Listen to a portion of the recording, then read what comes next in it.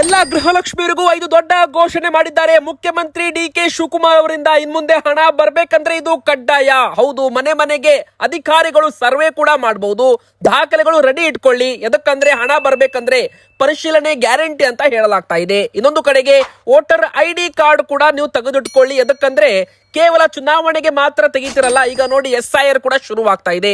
Special intensive revision ಅಂದ್ರೆ ನಮ್ಮ ಕರ್ನಾಟಕ ರಾಜ್ಯದಂತ ಎಲ್ಲಾ ಮತದಾರರ ಪಟ್ಟಿಯನ್ನ ಪರಿಷ್ಕರಣೆ ಮಾಡಬಹುದು. ನಕಲಿ ಮತದಾರರನ್ನ ತೆಗೆದು ಹಾಕುವಾಗ ಅರ್ಹ ಫಲಾನುಭವಿಗಳ ಮತ ಹೋದ್ರೆ ಅವರಿಗೆ ಗ್ಯಾರಂಟಿ ಯೋಜನೆ ಲಾಭ ಸಿಗಲ್ಲ. ಇದ್ರ ಬಗ್ಗೆ ಅಪ್ಡೇಟ್ ನೋಡೋಣ. ಅದಕ್ಕಿಂತ ಮುಂಚೆ ನೀವು ಕೂಡ ರೇಷನ್ ಕಾರ್ಡ್ ಗ್ರಾಹಕರಾಗಿದ್ರೆ, BPL ಕಾರ್ಡ್ ಅಥವಾ AY ಕಾರ್ಡ್ ಹೊಂದಿದ್ರೆ ನಿಮಗೆ ಒಂದು ಕಡೆಗೆ ಗುಡ್ ನ್ಯೂಸ್ ಕೂಡ ಇದೆ. ಅನ್ನಭಾಗ್ಯ ಅಕ್ಕಿ ಜೊತೆಗೆ ಏನೆಲ್ಲ ಸಿಗುತ್ತೆ ಅದನ್ನು ಕೂಡ ನೋಡೋಣ. ಇನ್ನೊಂದು ಕಡೆಗೆ BPL ಕಾರ್ಡ್ ಇದ್ದವರಿಗೆ ಯಾವೆಲ್ಲ ಹೊಸ ಯೋಜನೆಗಳ ಪಟ್ಟಿ ಬಂದಿದೆ ಅದನ್ನು ಕೂಡ ನೋಡ್ತಾ ಹೋಗೋಣ. ವೀಕ್ಷಕರು, ಇನ್ನೊಂದು ಕಡೆಗೆ ನಮ್ಮ ಕರ್ನಾಟಕ ರಾಜ್ಯದಂತ ಶಕ್ತಿ ಸ್ಮಾರ್ಟ್ ಕಾರ್ಡ್ಗೆ ಅರ್ಜಿ ಹಾಕ್ಬೇಕಂದ್ರೆ ಇದು ಕಾರ್ಡ್ ಕೂಡ ಕಡ್ಡಾಯ. ಹೌದು, ಕೇವಲ ಆಧಾರ್ ಕಾರ್ಡ್ ರೇಷನ್ ಕಾರ್ಡ್ ಮಾತ್ರ ಅಲ್ಲ, ಫೋಟೋ ಕೂಡ ಬೇಕು. ಮತ್ತೆ ನಿಮ್ಮ ಮೊಬೈಲ್ ಸಂಖ್ಯೆ ಜೊತೆಗೆ ಈ ಒಂದು ಕಾರ್ಡ್ ಕೂಡ ಕಡ್ಡಾಯ ಅಂತ ಹೇಳಲಾಗ್ತಾ ಇದೆ. ಇನ್ನು 50% ಡಿಸ್ಕೌಂಟ್ ಶುರುವಾಗಿದೆ. ನಿಮ್ದು ವಾಹನದ ಮೇಲೇನಾದ್ರೂ ದಂಡ ಇದ್ರೆ ಅದನ್ನ ನೀವು ಪಾವತಿ ಮಾಡಬಹುದು. ಇನ್ನು ಈ ತಪ್ಪು ಮಾಡಿದ್ರೆ 10,000 ರೂಪಾಯಿವರೆಗೂ ದಂಡ ಕೂಡ ನಿಮಗೆ ಬೀಳಬಹುದು. ಅದು ಯಾವ ತಪ್ಪು ನೀವು ಮಾಡಬಾರ್ದು ಅದನ್ನು ಕೂಡ ವಿಡಿಯೋದಲ್ಲಿ ನೋಡೋಣ. ಸೊ ಇವತ್ತಿನ ವಿಡಿಯೋ ತುಂಬಾ ಇಂಪಾರ್ಟೆಂಟ್ ಆಗಿರೋದ್ರಿಂದ ಸರ್ಕಾರದಿಂದ ಬಂದಿರೋ ದೊಡ್ಡ ಘೋಷಣೆಗಳು, ಪಂಚ ಗ್ಯಾರಂಟಿಗಳ ಬಗ್ಗೆ ಎಲ್ಲವನ್ನು ನೋಡೋಕ್ಕಿಂತ ಮುಂಚೆ ನೀವು ಗೃಹಲಕ್ಷ್ಮಿ ಫಲಾನುಭವಿಗಳಾಗಿದ್ರೆ ವಿಡಿಯೋಗೆ ದಯವಿಟ್ಟು ಲೈಕ್ ಮಾಡೋದ್ರ ಮೂಲಕ ವಿಡಿಯೋಗೆ ಸಪೋರ್ಟ್ ಮಾಡಿ. ಹಾಗೂ ಪ್ರತಿಯೊಬ್ರು ಕೂಡ ಕಮೆಂಟ್ ಬಾಕ್ಸ್ ಅಲ್ಲಿ ನಾವು ಕೇಳೋ ಪ್ರಶ್ನೆಗೆ ಕಮೆಂಟ್ ಮೂಲಕ ಉತ್ತರ ನೀವು ಕೊಡಬಹುದು. ನಿಮಗೆ 30ನೇ ಕಂತು ಹಣ ಜಮೆ ಆಗಿದೆಯಾ? ಎದಕ್ಕಂದ್ರೆ ಈಗ 31ನೇ ಕಂತು ಹಣ ಜಮೆ ಆಗಬೇಕು. 30ನೇ ಕಂತಿನವರೆಗೂ ಅಂದ್ರೆ ಒಂದು ಗೃಹಲಕ್ಷ್ಮಿ ಅಕೌಂಟ್ಗೆ ಇಲ್ಲಿವರೆಗೂ 60,000 ರೂಪಾಯಿವರೆಗೂ ಹಣವನ್ನ ಹಾಕಲಾಗಿದೆ. ಯಾರ ಅಕೌಂಟಿಗೆಲ್ಲ ಹಣ ಬಂದಿಲ್ಲ ಅವರಿಗೂ ಕೂಡ ಹೋದ ವಾರದವರೆಗೂ ಎಲ್ಲ ಒಂದು ಅಕೌಂಟ್ಗೆ ಹಣ ಹಾಕೋದ್ರ ಮೂಲಕ ಕ್ಲಿಯರ್ ಮಾಡಲಾಗಿದೆ ಅಂತೆ. ಅಂದ್ರೆ ಇಲ್ಲಿವರೆಗೂ 29, 30 ಕಂತು ಹಣ ಜಮೆ ಆಗಿರ್ಲೇಬೇಕು ನಿಮ್ಮ ಅಕೌಂಟ್ಗೆ. ಒಂದು ವೇಳೆ ನಿಮ್ಮ ಅಕೌಂಟ್ಗೆ ಹಣ ಬಂದಿಲ್ಲ ಅಂದ್ರೆ ನೀವು ಅನರ್ಹರ. ಹೌದು ವೀಕ್ಷಕರೇ, ನೋಡಿ ಸರ್ಕಾರ ಅನರ್ಹರಿಗೆ ಹಣ ಹಾಕೋದನ್ನ ನಿಲ್ಲಿಸಿದೆ ಅಂತಾನೂ ಕೂಡ ಇಲ್ಲಿ ಹೇಳಲಾಗಿದೆ. ಈಗ ಗೃಹಲಕ್ಷ್ಮಿ ಯೋಜನೆಯಲ್ಲಿ ಪರಿಶೀಲನೆ ಕೂಡ ಶುರುವಾಗ್ತಾ ಇದೆ. ಅಂದ್ರೆ ಪರಿಷ್ಕರಣೆ ಶುರುವಾಗಿದೆ. ಅರ್ಹ ಫಲಾನುಭವಿಗಳಿಗೆ ಹಣ ಬರುತ್ತೆ, ಅನರ್ಹರಿಗೆ ಹಣ ಬರಲ್ಲ. ಹಾಗಾದ್ರೆ ಮುಖ್ಯಮಂತ್ರಿ ಡಿ.ಕೆ. ಶಿವಕುಮಾರ್ ಅವರು ಸೂಚನೆ ಕೊಟ್ಟ ಪ್ರಕಾರ 11 ದೊಡ್ಡ ಒಂದು ಸೂಚನೆಗಳು ಜಾರಿಗೆ ಬರ್ತಾ ಇದ್ದಾವೆ. ಅದರಲ್ಲಿ ಮೊದಲನೇದ್ದು ಒಂದು ಗುಡ್ ನ್ಯೂಸ್. ಅದೇನಪ್ಪಾ ಅಂದ್ರೆ ಲೋನ್ ಅಕೌಂಟ್ಗೆ ಹಣ ಜಮೆ ಆದ್ರೆ ಅದನ್ನ ತಡಿಬೇಕು. ಅಂದ್ರೆ ನೀವು ಸಾಲ ಮಾಡಿದ್ರೆ ಆ ಒಂದು ಗೃಹಲಕ್ಷ್ಮಿ ಹಣ ಸಾಲಕ್ಕೆ ಜಮೆ ಆಗುವಂತಿಲ್ಲ.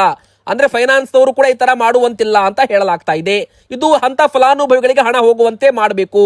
ಇನ್ನು ಹಣ ಜಮೆ ಆಗ್ತಾ ಇದ್ದಂತೆ ವಾಯ್ಸ್ ಮೆಸೇಜ್ ಅಲರ್ಟ್ ಜನರಿಗೆ ಅಂದ್ರೆ ಗೃಹಲಕ್ಷ್ಮಿಯರಿಗೆ ಸಿಗಬೇಕಾಗುವಂತೆ ಮಾಡಬೇಕು.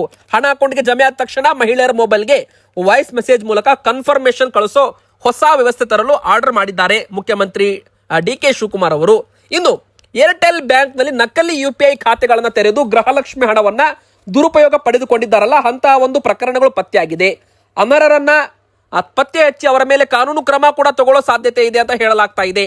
ಇನ್ನು ಕರ್ನಾಟಕದ ಖಾತೆಗಳಿಗೆ ಮಾತ್ರ ಹಣ ಜಮೆ ಆಗಬೇಕು. ಗೃಹಲಕ್ಷ್ಮಿ ಹಣ ಪಡೆಯೋ ಬ್ಯಾಂಕ್ ಖಾತೆಗಳು ಕಡ್ಡಾಯವಾಗಿ ಕರ್ನಾಟಕ ರಾಜ್ಯದಲ್ಲಿ ಇರಬೇಕು. ಇತರ ರಾಜ್ಯಗಳಲ್ಲಿ ಖಾತೆಗಳಿಗೆ ಹಣ ಹೋಗ್ತಾ ಇದ್ರೆ ಅದನ್ನ ತಡಿಬೇಕು. ಇನ್ನು ಬೇರೆ ರಾಜ್ಯದ ವೋಟರ್ಸ್ ಗಳಿಗೆ ಎಂಟ್ರಿ ಇಲ್ಲ. ನಮ್ಮ ಕರ್ನಾಟಕದ ರಾಜ್ಯದ ತೆರಿಗೆ ಹಣದ ಯೋಜನೆಗಳು ನಮ್ಮ ರಾಜ್ಯದ ಜನರಿಗೆ ಮಾತ್ರ ಕೊಡ್ತೀವಿ. ಪಕ್ಕದ ರಾಜ್ಯದ ಮತದಾರರು ಯಾವುದೇ ಲಾಭ ಪಡೆಯುತ್ತಿರೋದನ್ನ ನಿಲ್ಲಿಸಬೇಕು ಅಂತ ಹೇಳಲಾಗಿದೆ. ಇನ್ನು ಸ್ವಯಂ ಪ್ರೇರಿತವಾಗಿ ಗಿವ್ ಇಟ್ ಅಪ್ ಅಂದ್ರೆ ಆರ್ಥಿಕವಾಗಿ ಸಬಲರಾದವರು, ಶ್ರೀಮಂತರು ಯಾರಾದ್ರೂ ಗ್ಯಾರಂಟಿ ಯೋಜನೆಗಳನ್ನ ಪಡ್ಕೋತಾ ಇದ್ರೆ ಸ್ವಯಂ ಪ್ರೇರಿತವಾಗಿ ಬಿಟ್ಟು ಕೊಟ್ರೆ ಆ ಹಣ ಮತ್ತೊಬ್ಬ ಬಡ ಫಲಾನುಭವಿಗೆ ನೀಡಲು ಅಂತವರನ್ನ ಪ್ರೋತ್ಸಾಹಿಸಿವಿ ಅಂತ ಹೇಳಿದ್ದಾರೆ. ಇನ್ನು ಕೇಂದ್ರದ ನೀತಿಗಳ ಬಗ್ಗೆನೂ ಕೂಡ ಚರ್ಚೆ ನಡೆದಿದೆ. ಇನ್ನು ಕೇಂದ್ರದ ಸರ್ಕಾರದ ನೀತಿಗಳಿಂದ ಬಡವರು, ಮಧ್ಯಮ ವರ್ಗದವರ ಮೇಲೆ ಬೀಳ್ತಾ ಇರೋ ಆರ್ಥಿಕ ಹೊರೆ, ಬೆಲೆ ಏರಿಕೆ, ಆದಾಯ ಕುಸಿತಿರೋ ಬಗ್ಗೆ ಸಭೆಯಲ್ಲಿ ಚರ್ಚೆ ಕೂಡ ಮಾಡಲಾಗಿದೆ. ಇನ್ನು ಗೃಹಲಕ್ಷ್ಮಿ ಯೋಜನೆ ಜಾರಿಯಲ್ಲಿ ಆಗಿರುವ ಲೋಪದೋಪಗಳು ಸರಿ ಮಾಡ್ತೀವಿ. ಮತ್ತೆ AG ವರದಿಯಲ್ಲಿ ಇರೋ ಪ್ರಕಾರ ಒಂದು ತುಂಬಾ ಲೋಪಗಳಿದ್ದಾವೆ. ಅಂದ್ರೆ ಒಂದೇ ಬ್ಯಾಂಕ್ ಖಾತೆ ಬಳಸಿ ಹಲವರು ಫಲಾನುಭವಿಗಳು ಗೃಹಲಕ್ಷ್ಮಿ ಹಣ ಪಡ್ಕೋತಾರೆ. ಇನ್ನು ಬೇರೆ ಬೇರೆ ಅಕೌಂಟ್ಗೆ ಹಣ ಹೋಗಿದೆ, ಯಾರದ್ದೋ ಮೊಬೈಲ್ ನಂಬರು, ಯಾರಿಗೋ ಹಣ. ಇನ್ನು ಒಂದೇ ಮನೆಯಲ್ಲಿ 2-3 ಜನ ಫಲಾನುಭವಿ, ಒಬ್ಬರೇ ವ್ಯಕ್ತಿ ಹಲವು ಖಾತೆಗಳನ್ನು ನೋಂದಾಯಿಸಿಕೊಂಡಿದ್ದಾರೆ. ಅರ್ಜಿಗಳ ನೈಜತೆ ತಪಾಸಣೆ ಮಾಡಲು ಮನೆ ಮನೆಗೆ ದಾಖಲೆ ಪರಿಶೀಲನೆಗೆ ಅಧಿಕಾರಿಗಳು ಭೇಟಿ ಕೊಡಬಹುದು. ಅಂದ್ರೆ ರೀಚೆಕ್ ಮಾಡಿ ಸರಿಪಡಿಸಲು ಮುಖ್ಯಮಂತ್ರಿ ಡಿ.ಕೆ. ಶಿವಕುಮಾರ್ ಅವರು ಸೂಚನೆ ಕೊಟ್ಟಿದ್ದಾರೆ ಅಂತ ಹೇಳಲಾಗ್ತಾ ಇದೆ ವೀಕ್ಷಕರೇ. ಅಂದ್ರೆ ನಿಮ್ಮ ಮನೆಗೂ ಕೂಡ ಬರಬಹುದು ಚೆಕಿಂಗ್ ಆಫೀಸರ್ಸು. ನಿಮ್ಮ ಆಧಾರ್ ಕಾರ್ಡು, ಮೊಬೈಲ್ ನಂಬರು, ನಿಮ್ದು ವೋಟರ್ ID, ನಿಮ್ದು ರೇಷನ್ ಕಾರ್ಡು ಎಲ್ಲಾ ಕೂಡ ಚೆಕ್ ಮಾಡಬಹುದು ಅಂತ ಹೇಳಲಾಗ್ತಾ ಇದೆ. ಅರ್ಹ ಫಲಾನುಭವಿಗಳಿಗೆ ಮಾತ್ರ ಹಣ ಹಾಕ್ತಿವಿ, ಅನರ್ಹರಿಗೆ ಹಣ ಹಾಕಲ್ಲ. ಮುಂದೆ ಜುಲೈ ತಿಂಗಳಿನಿಂದ ಹಣ ಸಲೀಸಾಗಿ ಅಕೌಂಟ್ಗೆ ಬರುತ್ತೆ ಅಂತ ಹೇಳಲಾಗ್ತಾ ಇದೆ. ಇನ್ನು ಇನ್ನೊಂದು ಕಡೆಗೆ ರೇಷನ್ ಕಾರ್ಡ್ ಇದ್ದವರಿಗೆ ಏನಪ್ಪಾ ಗುಡ್ ನ್ಯೂಸ್ ನೋಡಿ. BPL ಕಾರ್ಡ್ ಇದ್ದವರಿಗೆ ಯಾವ ತರ ಈಗ ಉಚಿತವಾಗಿ ಚಿಕಿತ್ಸೆಯನ್ನ ಆಸ್ಪತ್ರೆಗಳಲ್ಲಿ ಕೊಡ್ತಾರೆ, ಅದೇ ತರ APL ಕಾರ್ಡ್ ಇದ್ದವರಿಗೂ ಕೂಡ ಕೊಡೋ ಒಂದು ಯೋಜನೆ ಇದೆ ಅಂತೆ. ಅಂದ್ರೆ APL ಕಾರ್ಡ್ ಇದ್ದವರಿಗೂ ಕೂಡ ಆದಷ್ಟು ಕಡಿಮೆ ವೆಚ್ಚದಲ್ಲಿ ಆರೋಗ್ಯ ಚಿಕಿತ್ಸೆ ಕೊಡೋ ಒಂದು ಭಾಗ್ಯ ಕೊಡಬೇಕು APL ಕಾರ್ಡ್ ಇದ್ದವರಿಗೂ ಕೂಡ, ಅಂದ್ರೆ ಆರೋಗ್ಯ ಭಾಗ್ಯ ಇದನ್ನು ಕೂಡ ಕೊಡಬೇಕು ಅಂತ ಹೇಳಿದ್ದಾರೆ. ನೋಡಿ BPL ಕಾರ್ಡ್ ಇದ್ದವರಿಗೆ ಅನ್ನ ಭಾಗ್ಯ ಅಕ್ಕಿ ಸಿಗುತ್ತೆ, AY ಕಾರ್ಡ್ ಇದ್ದವರಿಗೂ ಕೂಡ ಅಕ್ಕಿ ಸಿಗುತ್ತೆ. ಸರ್ಕಾರ, ಕರ್ನಾಟಕ ಸರ್ಕಾರದ್ದು, ಕೇಂದ್ರ ಸರ್ಕಾರದ ಯೋಜನೆಗಳು ಕೂಡ BPL ಕಾರ್ಡ್ ಇದ್ದವರಿಗೆ, AY ಕಾರ್ಡ್ ಇದ್ದವರಿಗೆ ಸಿಗುತ್ತೆ. ಆದ್ರೆ ಮಧ್ಯಮ ವರ್ಗದವರಿಗೆ APL ಕಾರ್ಡ್ ಇದ್ದವರಿಗೆ ಸರ್ಕಾರದಿಂದ ಯಾವ ಒಂದು ಯೋಜನೆಗಳ ಲಾಭ ಕರೆಕ್ಟ್ ಆಗಿ ಸಿಗ್ತಾ ಇಲ್ಲ ಎಂಬುದೇ ಒಂದು ಹೇಳಿಕೆ. ಸೊ ವೀಕ್ಷಕರೇ, ಇದನ್ನ ಗಂಭೀರವಾಗಿ ಚರ್ಚೆ ಮಾಡ್ತೀವಿ ಅಂತ ಒಂದು ಹೇಳಿಕೆಯನ್ನ ಆರೋಗ್ಯ ಸಚಿವರು UT ಖಾದರ್ ಸರ್ ಅವರು ಕೊಟ್ಟಿರುವಂತದ್ದು. ಕೇವಲ ಈಗ BPL ಕಾರ್ಡ್ ಇದ್ದವರಿಗೆ ಮಾತ್ರ ಕೊಟ್ಟರೆ APL ಕಾರ್ಡ್ ಇದ್ದವರಿಗೂ ಕೂಡ ಅದೇ ತರ ಕಡಿಮೆ ವೆಚ್ಚದಲ್ಲಿ ಅಥವಾ ಒಂದು ಚಿಕಿತ್ಸೆಯಲ್ಲಿ ತುಂಬಾ ಒಂದು ಸರ್ಕಾರದ ಪಾಲು ಕೂಡ ಹೆಚ್ಚಿಗೆ ಮಾಡೋ ಸಾಧ್ಯತೆ ಇದೆ ಅಂತ ಹೇಳಲಾಗ್ತಾ ಇದೆ. ಇದು ಒಂದು ಚಿಕಿತ್ಸೆಯಲ್ಲಿ ದೊಡ್ಡ ಒಂದು ಸಿಹಿ ಸುದ್ದಿ, ಆರೋಗ್ಯ ಭಾಗ್ಯ ಅಂತಾನು ಕೂಡ ಇದಕ್ಕೆ ಕರೀಬಹುದು. ಸೊ ಇದು ನಮ್ಮ BPL ಕಾರ್ಡ್ಗಳು ಮಾತ್ರ ಅಲ್ಲ, APL ಕಾರ್ಡ್ ಇದ್ದವರಿಗೂ ಕೂಡ ಕೊಡೋ ಒಂದು ಯೋಜನೆ ಮುಂದಿನ ಬರೋ ದಿನಗಳಲ್ಲಿ ಬರಲಿದೆ. ಇದು ಎಲ್ಲಾ ರೇಷನ್ ಕಾರ್ಡ್ ಇದ್ದವರಿಗೂ ಕೂಡ ಗುಡ್ ನ್ಯೂಸ್. ಇನ್ನು ಎರಡನೇದಾಗಿ ಅನ್ನ ಭಾಗ್ಯ ಫಲಾನುಭವಿಗಳಿಗೆ ರೂಲ್ಸ್ ಏನಪ್ಪಾ ಅಂದ್ರೆ, ಮುಖ್ಯವಾಗಿ ಪ್ರತಿಯೊಬ್ರು ಕೂಡ ಆಧಾರ್ ಕಾರ್ಡ್ KYC ಮಾಡಿಸಿರ್ಬೇಕು. ನೋಡಿ 14 ಲಕ್ಷ ಅನರ್ಹ ಕಾರ್ಡುಗಳು ಪತ್ತೆ ಆಗಿದ್ದಾವೆ ಮೊದಲೇ, ಅದನ್ನು ಕೂಡ ಹಂತ ಹಂತವಾಗಿ ಅವರನ್ನ APL ಕಾರ್ಡ್ಗೆ ಶಿಫ್ಟ್ ಮಾಡಲಾಗುತ್ತೆ. ಈ ಒಂದು ಹೇಳಿಕೆ ಮೊದಲೇ ಬಂದಿತ್ತು, ಕಳೆದ 3 ತಿಂಗಳ ಹಿಂದೆನೆ ಬಂದಿರೋ ಯೋಜನೆ. ಅಂದ್ರೆ ಯಾವ ತರ ಈಗ ಗೃಹಲಕ್ಷ್ಮಿ, ಗೃಹ ಜ್ಯೋತಿ, ಪಂಚ ಗ್ಯಾರಂಟಿಗಳಲ್ಲಿ ಅನ್ನ ಭಾಗ್ಯ ಯೋಜನೆ ಕೂಡ ಒಂದು, ಇದರಲ್ಲೂ ಕೂಡ ತುಂಬಾ ಅಕ್ರಮ ನಡೀತಾ ಇದೆ. ಸೊ ಅನರ್ಹರನ್ನ ತೆಗೆದು ಹಾಕಬೇಕು, ಮತ್ತೆ ನಂತರ ಅರ್ಹರನ್ನ ಗುರುತಿಸಿ 5 kg ಹೆಚ್ಚುವರಿ ಅಕ್ಕಿಯನ್ನ ವಿತರಣೆ ಮಾಡಲಾಗುತ್ತೆ ಅಂತ ಮುಖ್ಯಮಂತ್ರಿ DK ಶಿವಕುಮಾರ್ ಅವರು ಹೇಳಿಕೆ ಕೊಟ್ಟಿದ್ದಾರೆ. ಅಂದ್ರೆ 5 kg ಅಕ್ಕಿಯನ್ನ ವಿತರಣೆ ಮಾಡುವಂತೆ ಸೂಚನೆ ಕೊಡಲಾಗಿದೆ. ಇಂದಿರಾ ಕಿಟ್ ವಿತರಣೆ ಬಗ್ಗೆ ಇನ್ನೂ ಕೂಡ ಚರ್ಚೆ ನಡೀತಾ ಇಲ್ಲ. ಸೊ ವೀಕ್ಷಕರೇ, ಇಂದಿರಾ ಕಿಟ್ ವಿತರಣೆ, ಅಡುಗೆ ಎಣ್ಣೆ, ಉಪ್ಪು, ಸಕ್ಕರೆ, ತೊಗರಿಬೇಳೆ, ಈ 4 ಆಹಾರ ಸಾಮಗ್ರಿಗಳು ಕೊಡೋದು ಏನು ಇಂದಿರಾ ಕಿಟ್ ವಿತರಣೆ ಏನಿದೆ ಇನ್ನು ಸ್ವಲ್ಪ ವಿಳಂಬವಾಗೋ ಸಾಧ್ಯತೆ ಇದೆ ಅಂತ ಹೇಳಲಾಗ್ತಾ ಇದೆ. ಇನ್ನು ಪಂಚ ಗ್ಯಾರಂಟಿಗಳಿಗೆ ವೋಟರ್ ID ಕಾರ್ಡ್ ಲಿಂಕ್ ಮಾಡೋದು ಕಡ್ಡಾಯ ಮಾಡಬಹುದು ಅಂತಾನು ಕೂಡ ಹೇಳಲಾಗ್ತಾ ಇದೆ. ಅಂದ್ರೆ ಗೃಹಲಕ್ಷ್ಮಿಗೂ ಕೂಡ ವೋಟರ್ ID ಕಾರ್ಡು, ಇನ್ನು ಗೃಹ ಜ್ಯೋತಿ ಯೋಜನೆಗೂ ಕೂಡ ವೋಟರ್ ID ಕಾರ್ಡು ಬೇಕೇ ಬೇಕು, ಶಕ್ತಿ ಸ್ಮಾರ್ಟ್ ಕಾರ್ಡ್ಗಂತೂ ಬೇಕೇ ಬೇಕು, ಇನ್ನು ಎಲ್ಲಕ್ಕಿಂತ ಮೀರಿ SIR ಗಂತೂ ಬೇಕೇ ಬೇಕು. ಎದಕ್ಕಂದ್ರೆ ನೋಡಿ, ವಿಶೇಷವಾಗಿ ಈಗ ಮತದಾರರ ಪಟ್ಟಿ ಪರಿಷ್ಕರಣೆ ಶುರುವಾಗ್ತಾ ಇದೆ ಕರ್ನಾಟಕ ರಾಜ್ಯಾದ್ಯಂತ, ಕೇವಲ ಬೆಂಗಳೂರಲ್ಲಿ ಮಾತ್ರ ಅಲ್ಲ. ಇದು ಮತಪಟ್ಟಿಯಲ್ಲಿ ಹೆಸರಿದ್ದ ಮತದಾರರು ಮಾತ್ರ ಸರ್ಕಾರದ ಯೋಜನೆಗಳು ಫಲಾನುಭವಿಗಳಾಗ್ತಾರೆ.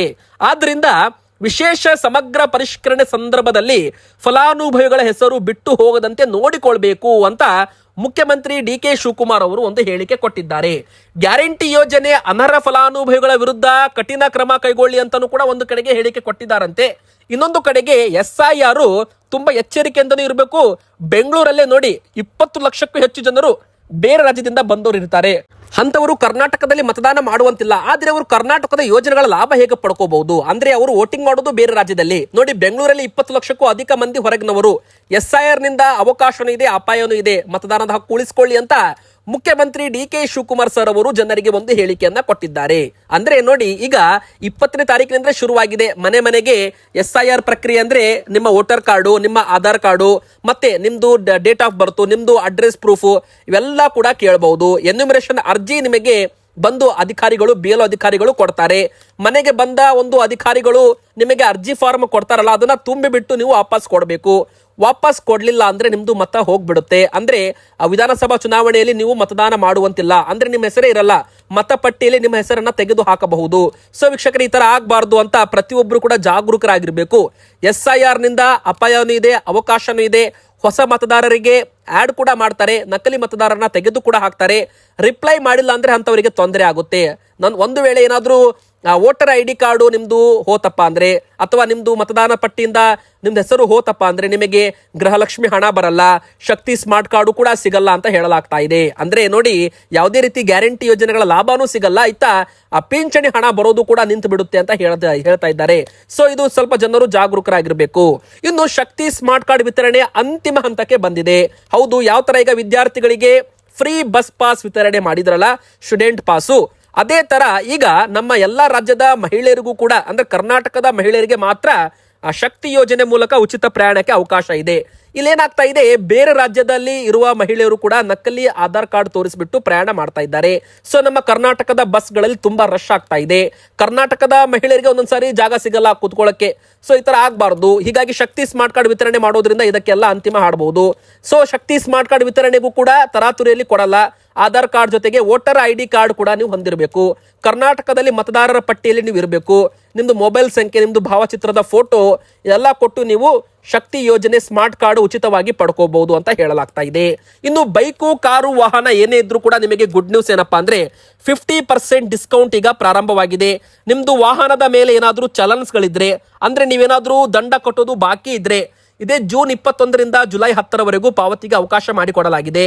ಸೊ ವೀಕ್ಷಕರೇ, ರಾಜ್ಯ ಪೊಲೀಸ್ ಅಪ್ಲಿಕೇಶನ್ ನಲ್ಲೂ ಕೂಡ ಒಂದು ಮಾಹಿತಿ ನಿಮಗೆ ಇದರಲ್ಲಿ ಸಿಗುತ್ತೆ. ಹಳೆ ಸಂಚಾರ ನಿಯಮ ಉಲ್ಲಂಘನೆ ಪ್ರಕರಣಗಳಲ್ಲಿ ದಂಡ ಪಾವತಿಗೆ 12 ಕಡೆ ಸಂಚಾರ ಪೊಲೀಸರು ವಿಶೇಷ ಕೌಂಟರ್ಗಳನ್ನ ಬೆಂಗಳೂರಲ್ಲಿ ತೆಗೆದಿರುವಂತದ್ದು. ದಂಡ ಪಾವತಿಗೆ ರಾಜ್ಯ ಪೊಲೀಸ್ ಆಪ್ ಅಥವಾ KSP ಪಡೆಯಬಹುದು ಅಂತ ಹೇಳಲಾಗ್ತಾ ಇದೆ. KSP ಆಪ್ ಮಾತ್ರವಲ್ಲದೆ ಸಂಚಾರ ವಿಭಾಗದ BTP ಅಸ್ತ್ರಂ ಆಪ್, ಬೆಂಗಳೂರು 1 ಹಾಗೂ ಎಲ್ಲ ಸಂಚಾರ ಪೊಲೀಸ್ ಠಾಣೆಗಳಲ್ಲೂ ಕೂಡ ವಾಹನದ ನೋಂದಣಿ ಸಂಖ್ಯೆ ವಿವರಗಳನ್ನು ಒದಗಿಸಿ ದಂಡ ಪಾವತಿಸಬಹುದು. 10,000 ರೂಪಾಯಿ ದಂಡ ಇತ್ತು ಅಂದ್ರೆ 5,000 ರೂಪಾಯಿ ಕಟ್ಟಿ, 1,000 ರೂಪಾಯಿ ದಂಡ ಇದೆಯಾ 500 ರೂಪಾಯಿ ಕಟ್ಟಿ, 500 ರೂಪಾಯಿ ಇದೆಯಾ 250 ರೂಪಾಯಿ ಕಟ್ಟಿ, ಅಂದ್ರೆ 50% ರಿಯಾಯಿತಿ ದರದಲ್ಲಿ ಟ್ರಾಫಿಕ್ ಫೈನ್ ಅನ್ನ ನೀವು ಕಟ್ಟಬಹುದು ಅಂತ ಹೇಳಲಾಗಿದೆ. ಇನ್ನು ನೀವೇನಾದ್ರೂ ಆಫ್ಟರ್ ಮಾರ್ಕೆಟ್ ಇಂದ ನಿಮ್ಮ ಒಂದು ಬೈಕು, ಕಾರು, ವಾಹನಕ್ಕೆ LED ಲೈಟ್ಸ್ ಗಳನ್ನ ಹಾಕಿರ್ತಿರಲ್ಲ, high beam LED projector lights ಗಳನ್ನ ಅದು ಹಾಕಿಸಬಾರ್ದು. ಒಂದು ವೇಳೆ ಅದನ್ನ ಹಾಕಿಸಿ ನೀವು ಸಿಟಿಗಳಲ್ಲಿ ಯೂಸ್ ಮಾಡ್ತಾ ಇದ್ರೆ 10,000 ರೂಪಾಯಿವರೆಗೂ ದಂಡವನ್ನು ಹಾಕಲಾಗುತ್ತೆ. ಇನ್ನು ನಿಮ್ದು ಲೈಸೆನ್ಸ್ ಕೂಡ ರದ್ದಾಗಬಹುದು. ಕರ್ಕಶ ಶಬ್ದ ಮಾಡುವ ಮಾಡಿಫೈಡ್ ಸೈಲೆನ್ಸರ್ ಗಳನ್ನ ಬೈಕು, ಕಾರುಗಳಿಗೆ ಹಾಕ್ಸಿದ್ರೆ ಅದನ್ನ ಕೂಡ ತೆಗೆಸಬೇಕು.